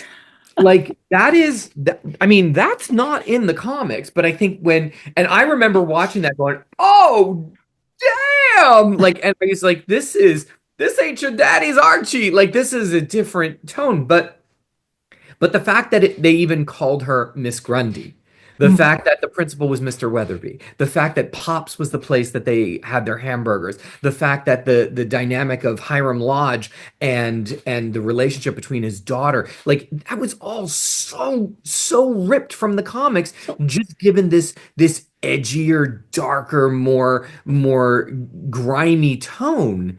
And I'm like, anybody who like reads the comics like this is not Archie, but it So is. is that what if would you want to see that in a new Dark Shadows? Like how would you I mean, envision a new I'm thinking is the tone of the new Dark Shadows more like the Vampire Diaries? Does it deliver more of that? I mean, yes, that's probably why CW is developing it, which I've never seen that pilot. But like, is that something that is, was Barnabas buried as a hot 20-year-old instead of, a that's man? that's the WB pilot right Yeah, there. like That's that. Like so right there. everybody in that is a hot Oh, 20-year-old. oh, studio executive, maybe he's hot and 20. Like that's literally where I went, right? Yeah. So like that takes a different tone. Is Elizabeth maybe not, in her late 50s? Maybe is she recently widowed at a very young age? Is there more of a dynamic between Elizabeth and young Barnabas? Is it how does that manifest? Taking on those storylines in a way that feels more contemporarily relevant.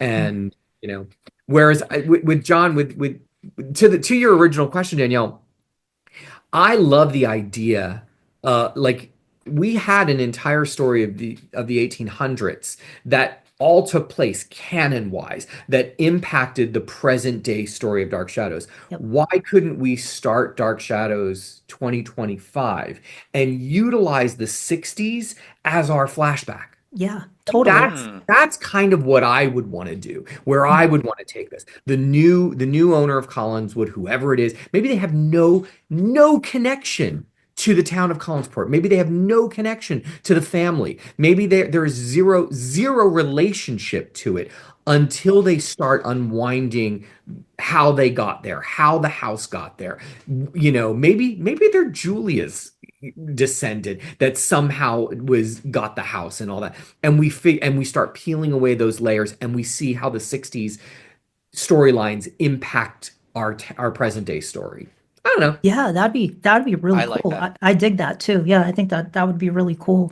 John, any other thoughts on I any? was just going to say, I think during that whole conversation from Carmen Sandiego to Riverdale to Sabrina, completely illustrates on how you may be a fan of something, but even with that, there's so many different levels of fan, right? Like super Mhm. fan to casual fan. And even with then, it's so hard to figure out, well, what level do we want to appeal to, and will they like this? Like you guys mentioned Sabrina. I didn't like Chilling Adventures, but I love the Melissa Joan Hart show. That's Oh, what yeah. introduced me to.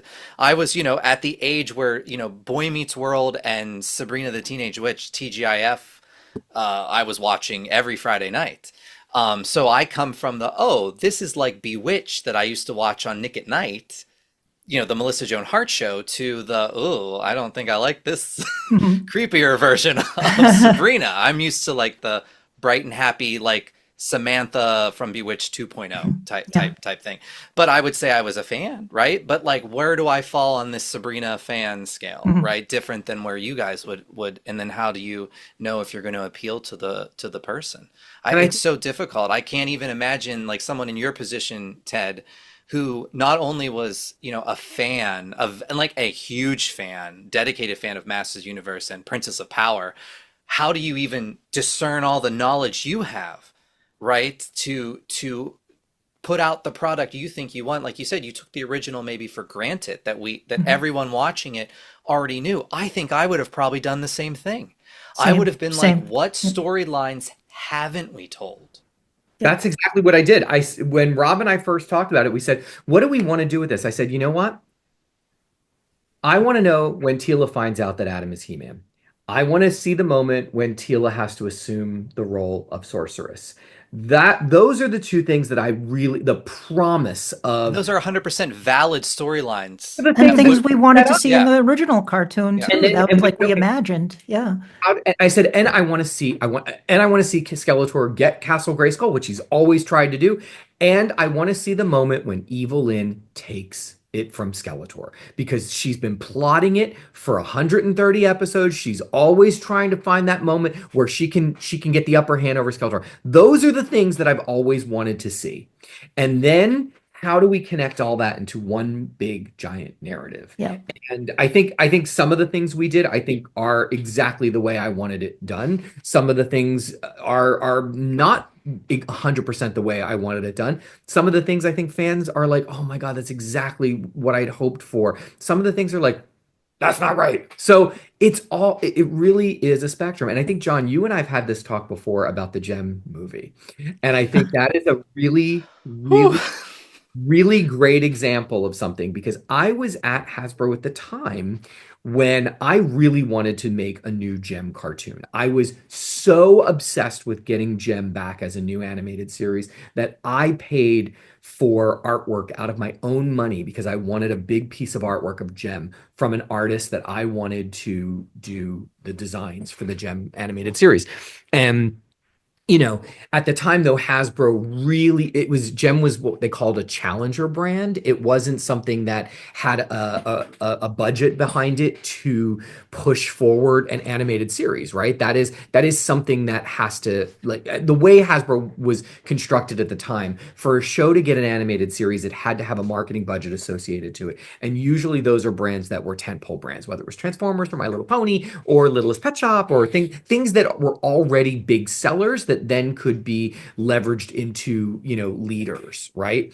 And that's how those shows all got made. That's how Transformers Prime, JoJo Renegades, Friendship is Magic, Lilith Live and the Lilith Pet Shop, all that stuff got made. Gem did not have that, but it could be developed as a feature film because the feature film, the studio was able to pay for a Gem feature film. Um, I went to breakfast with John Chu because I had heard that John Chu was a massive fan of Gem and the Holograms. And John pitched me what he wanted to do with Gem and the Holograms.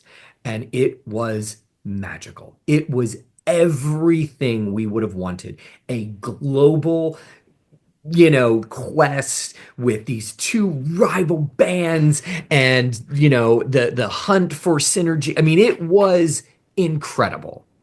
And it was very, very expensive. And there was nobody that was ever going to be able to pay for that Gem movie because the brand was dormant for 30 years, right? So Hasbro was leading on what they thought Gem was going to be in the early 2000s. And there was a woman there who was in charge of that sort of thing. And she basically said, we want to take away all of the sci-fi elements. We don't want Synergy to be a computer. We don't want any of that stuff. Like, and I had this very, very vocal meeting with her where I was like, wait a minute. I was like, we still don't have hologram technology that wraps around our bodies that changes what we look like. That is absolute wish fulfillment to touch your earring and transform your outfit. That is unbelievably cool. And we still can't do that. That is something that was created in the 80s that is still cool. I was like, that doesn't happen. I was like, why would you get rid of all that? And she really just wanted to make Hannah Montana meets I was Iron. gonna say, it sounds like she wants Right. Hannah Montana. She Yeah. Yeah. really wanted to just make, she's like, but little girls don't care about that. Little girls want to be famous. And that's what and they can go on the internet and put on a pink wig and there's somebody different. And let's talk about who the different personalities are. Like, and I was like, but that's Hannah Montana. That already exists. Ironically, Hannah Montana exists because Gem and the Holograms Right. exist. Yeah. Like, I said, why would you do that? Why wouldn't you embrace what makes Gem Gem? And it was the mistake on the calculus. It was nobody cares about Gem. So let's do something new with the brand. And by the way, toy companies do this all the time. So let's do something completely new with the brand that doesn't really matter. We'll just slap that logo on it. Yeah. But And I know for a fact that John Chu would have been the best person to direct mhm. because his vision for it was 100% Gem. In fact, the original script didn't even have that end beat with the Misfits in it because they didn't want a rival band. They didn't want it to be I heard about that was added. Yeah. John added that. John Uh, insisted on that. John was the one that got Kesha. yeah. John was the one that made that something awesome. How can That you have Gem without the Misfits? that Their songs one are better. moment, that one moment in the movie that I'm like, and it's the last freaking minute. I remember I was It's like the Green Hornet song. yeah. It's that last minute when Kesha looks to the camera and says, "Our songs are better." Like, I man, remember when I was DJing, it was like a community radio station. I was like playing like punk rock and garage rock, surf rock. Somebody called in and requested the Misfits, the punk band, the Misfits. But of course, I had a CD with the Gem Misfits, so I played them instead. I played "I Am a Giant" by the Misfits. Speaking of, like you mentioned, I'm going to wrap this up soon, but you mentioned the cost of producing Gem and the Holograms, and that's also, I think, a similar concern with Dark Shadows. I think Dark Shadows would probably be an expensive show to make, I would assume, given, the content, which is kind of funny if you think about the original show. Well, actually, by daytime standards, Dark Shadows was an expensive show to produce at that time, but Do you know what I think helps Dark Shadows, though, with your comparison to Masters Universe or even Gem that we were just talking about? Because I think that's a good comparison to, since it was dormant kind of for so long, is an advantage I think Dark Shadows has is it's like an entertainment venture that owns Dark Shadows, right? Like it's it's Dan Curtis's daughters, I Dan Curtis's, believe. Yeah. production company. They own that. They're not beholden to what Masters of the Universe, She-Ra, Princess of Power, and Gem and the Holograms are, and that is a toy company. And you had mentioned our Death of the He-Man fandom thing. My whole point of that was, unfortunately, something to accept as a Masters fan, a Masters Universe fan, is toys come first, in my opinion. The goal, and I don't think that's wrong. Mattel is a toy company. Do they use entertainment outlets to boost sales of toys? Yes, I think that is their goal. To keep He-Man out there, you need entertainment things so people buy the toys. But I think their main goal still is the driving sales of that. Whereas if your property, like something like DC and Marvel, since they're not beholden to comic book sales, right? Like Marvel is owned by Disney. So their goal is to saturate as much of those properties as they can. It's not just, can we get the toy line in Target and Walmart? Right. And I think that is an excellent advantage for Dark Shadows to have, as long as they can partner with the right company that knows how to be the new creative drive for that, whether it's the television production company or a new movie production company, a Right. streaming show. I think as long as you have a really good creative behind it, you're not going to have the meddling of toy sales or this or that. It's the main drive is, how are we going to get buy-in for people to watch this Yeah, I program? think it's a matter of, of taking the chance and just having the right pieces and people in place. Um, but it's like, for example, I just think the lack of, I guess, awareness, like you talked about Riverdale and how most of those fans of that show probably aren't even aware of Archie, which is kind of sad since Archie was like iconic, you know. But it's the same. Yeah, it is kind of the with Dark Shadows. It seems like there are a lot of people that aren't aware of the impact it had. Like Ted talked about, like, you know, the world building and how it had all of this, you know, this serialized story that had time travel and parallel universes and all these monsters and all these great storylines. And we take that for granted now. All of these genre shows now are basically, you know, serialized ongoing stories with all of these interconnected plot lines happening, with elements of the supernatural or whatever. And Dark Shadows did that. The vampire thing, the whole origin of Barnabas, right, with 1795. Dark Shadows did that. No, that was, they invented that whole thing, you know.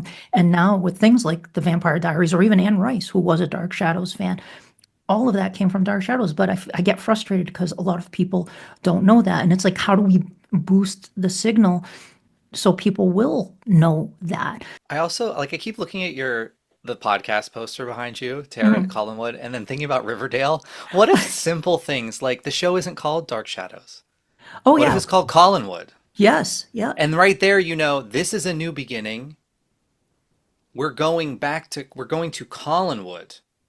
And that's where you have the new family coming into the house, maybe, and Mhm. somehow connected to Barnabas. And like maybe some simple little things like that Right. actually help the perception when you're going in to Right. the Right. property. That I have to wonder. Like if it was called Archie, would I have watched it? Or did the fact that it was called Riverdale actually kind of help? Because I didn't have that maybe preconceived That's a good point. sugar There's like a sugar notion of disconnect. Archie. Yes, there's like they didn't call it Archie. They, you know, the Archies or Archie. They just it was there was that kind of a disconnect there. Yeah, Title, that's true. there was a reason we called the show Masters of the Universe Revelation. Yeah, Like everybody's like, the show's called He-Man and the Masters of the Universe. And I was like, no, no, the brand is called Masters of the Universe, and our show is different. And yeah, we need to convey that in a title. That is right. very, very true.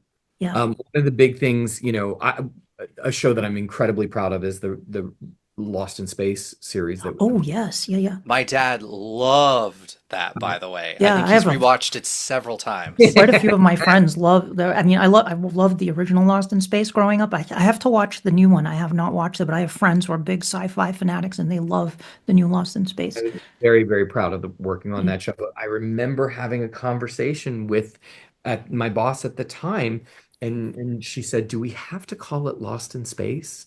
And she goes, "I just feel like such a connotation to that." Mm. She's like, "Can we call it, the Robinsons? Can we call it like something else?" She's like, "I just worry that Lost in Space." Um, Dates it, and the Mimi Rogers John Hurt movie has that, the Matt LeBlanc movie still in the back of people's minds, brings a different connotation to it. She goes, and I don't know if our show is different enough to push away from that. And I said, honestly, I think that's part of it. Our show isn't different enough. Our show is trying very hard to be reverent and a modern version of that 60s show. And I said, and I think Lost in Space is a valuable title for that Mhm. show. I don't kind of want to call it anything else. Like I really fought to call it Lost in Space. Right. So, titles do matter. Avatar: The Last Airbender. We had lots of conversations on what we call our live action Avatar: The Last Airbender. We worked with Nickelodeon, we worked with everybody to talk about, do we call this something different? Do we call it The Legend of Aang? Do we call it, Avatar, the Lost Avatar? Do we like we were calling like a lot of different titles on it.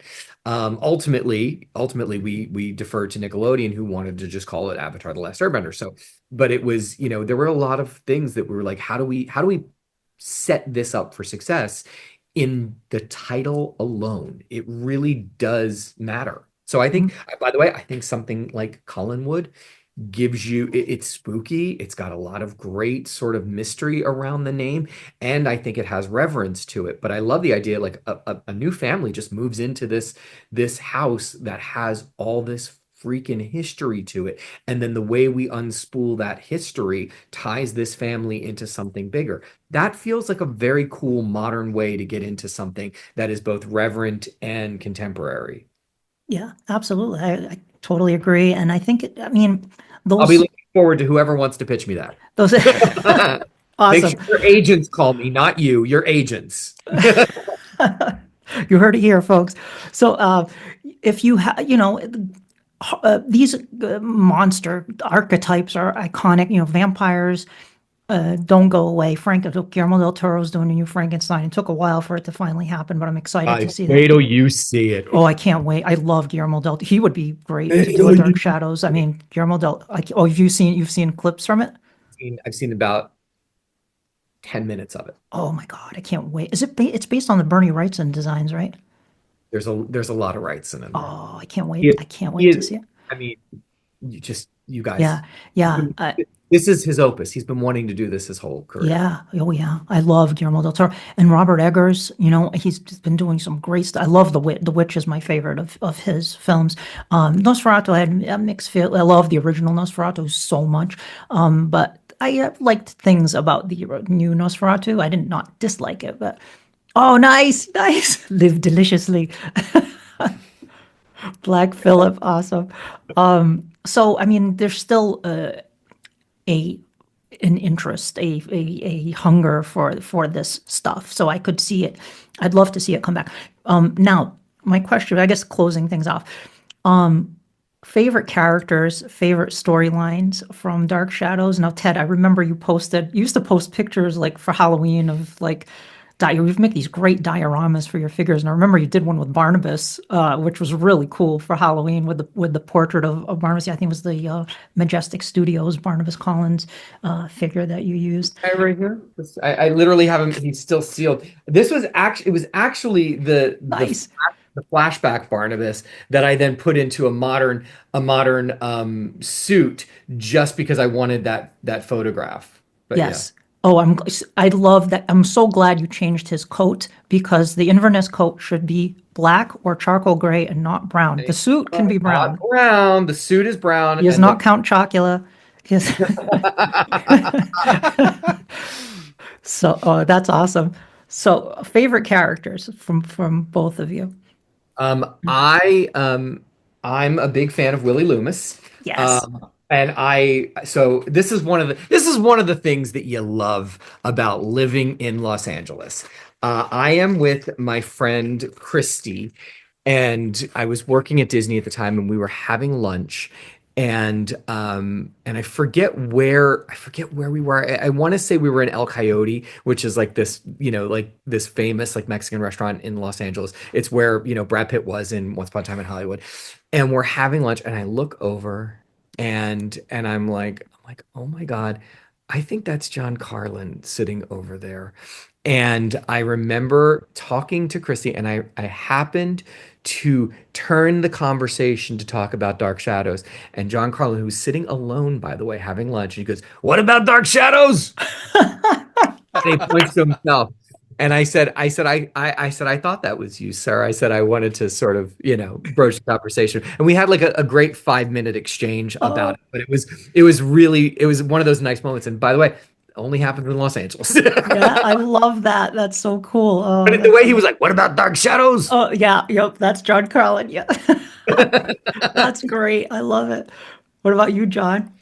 I have to go classic. I think it's Barnabas just Oh, yeah. because that is just despite the fact that he is the most famous character, right, from Dark Shadows, obviously, but just the sheer fact that he scared the living daylights out of me, and to this day, that is the first thing that comes to mind if I'm in walking to my car in the city back to the parking garage and it's dark. Like the first thing that comes to my mind is Barnabas. Yeah. The Jonathan Frid Barnabas, of course, not Yep. like Ben Cross didn't scare me. Like Yep. he kind of looked more like typical vampire, I think, Yeah. to me. Jonathan Frid just had such a unique look to him and the way he spoke. Like you mentioned, even, Johnny Depp trying to kind of mimic some of his speech patterns in the movie. I don't know. There's just something about him. I think a lot of it too is the speech pattern, to be honest. Like, Yeah. doesn't it's either David or Victoria Winters that says something like he speaks from like he's a He's book or something He's yeah, instead of something like that. Yeah, he said yeah. he's almost courtly. He was, I mean, he was a Shakespearean trained actor. He went to RADA, and he also went to Yale Drama School. I mean, he was a great actor. And I had nightmares about Barnabas too when I was a kid. Terrible nightmares. And my uncle Val, who introduced Valdemar, who introduced me to the show, also had nightmares and still does sometimes about Barnabas. So, he kind of sticks with you. I had nightmares about Grayson Hall. Grace. Julia Hoffman. Julia's chasing you with Keep me up at night. she's chasing you with sedatives, with the hypnotism medallion. Um, what about favorite storylines? I do like the flashback. I do like the witch stuff. Oh, I thought 17 with Angelique. Oh, great stuff. Yeah. all that stuff. So for me, I think that was one of the very first VHS tapes that I got. Mhm. The entirety of that storyline Yeah. edited in tape. So Nice. I have a special place in my heart for that. Cool. Yeah, I like the flashbacks too. I was a little disappointed with Angelique because she didn't have magic powers like I want magic powers. I'm more of the, Bippity Boppity Boo or Samantha from Bewitched. And I remember really liking how they went with with the time stuff, but not understanding why she wasn't like an evil version, I guess, of yeah, of like Samantha from Bewitched. Like I wanted more of that to happen, like maybe floating things and Oh, things like okay. that. Whereas, like sticking pins in a voodoo, doll type situation isn't my type of She's more like magic as a like a kid. horror movie witch. Yeah. Yeah, I was more of the You're careful what you fantastical careful what you stuff. wish for. You got that in the movie. Yeah, I Yeah. know, right? Like that Yeah. is, well, see, I don't even think she should have been in the movie. That should have been sequel, right? I thought she was brought in way too early. The even though the pacing I feel is very slow, I do like the slow burn of the introduction of Barnabas. Those are the episodes I would say I rewatch the most, even if Mhm. I'm kind of skipping around, like all the way up through like when Maggie Josette is like locked down in the basement, and the whole like London Bridge is falling down every like Yeah. Yep. episode driving me nuts. But like I feel like that kind of whole storyline will always be my favorite. And I was with the movie, I think they rushed things. I thought you need to let Barnabas cook for a little bit. Mhm. And I think that's why, like, if with any Dark Shadows thing, I think Barnabas has to be some type of focus for me, whether he's in the show or his presence Right. is known. Yeah. They still never got to Quentin for doing it. David Selby was Quentin, but then in the show, but they in the 91 series had it continued. They were going to bring back Adrian Paul, who played Jeremiah in the flashback as Quentin, which I think would have been interesting. But Because yeah, he cool. moved to Falcon Crest. Yeah. Well, oh yeah, David Selby did, and then of course Adrian Paul did a Highlander. Um, but guys, oh my God, it's been such a pleasure talking to you. I'm sorry I kept you so long. We're Love you originally guys. planning an hour, but it was I haven't seen you guys in so long, so it was really fun geeking out with you a little bit and hearing from you. I hope to see you again sooner rather than later. Uh, Come to LA. Just let's do a Disneyland day. let's do it. I think Love that's a it. great idea. And hey, maybe some of the Dark Shadows fans will be like, "What's this Masters of the Universe that these people seem to love so Right? much?" Yeah. I wonder what a crossover would look like. Angelique and Evelyn team up. I mean, that seems to be what they're doing right now. I got Ninja Turtle Masters of the Universe. I got Thundercat Masters of the Universe coming. That's Maybe true. It's true. That is true. Good point. Yeah, He-Man is open to any and all possible crossovers you would like to pitch to Mattel. Awesome. Flipper, Masters of the Universe. All right, guys. Thank you so much. And folks, Thank you. please be sure to check out all of Ted's wonderful projects that he has coming up on Netflix. What's coming up next? Was it Wednesday that's coming? Wednesday season 2 comes out sometime Okay. this year. We haven't announced the dates yet, but it's coming soon. The date announcements is coming. And then One Piece 2 is in production. Avatar 2 is in production. And then we just greenlit Scooby-Doo Oh, wonderful. Animated or live action? action. Live action Scooby-Doo. Oh, very Series. cool. Live action Scooby-Doo series. Series. Awesome. Oh, that's going to be cool. All right, very cool. And John, Masters Cast, can we look forward to another new episode soon? I mean, we have to at least do one a year. Scheduling. I'm also a lazy YouTuber, so I mean, there's that too. Didn't they just reveal a whole bunch of Masters of the Universe stuff? So I would imagine you're going to do something on that. Yeah, I should really talk more about they were some movie leaks too of Oh, the like set movie set too. Yeah. pictures. Yeah, Yeah, yeah. yeah. And folks, please do subscribe. Please like the episode on YouTube if you're watching the video version of this. And if you're listening on the audio feeds, please do rate the podcast, especially if you're listening on Apple Podcasts. That's really important. That really helps to get the podcast out there. And tell all your friends, especially if they're fans of Dark Shadows or if they're monster kids, they like spooky stuff, or Masters of the Universe. Please let them know about this episode, and thank you for listening. And for as long as they lived, the dark shadows never truly vanished, for there will always be terror at Collinwood. Terror at Collinwood is a Penny Dreadful production.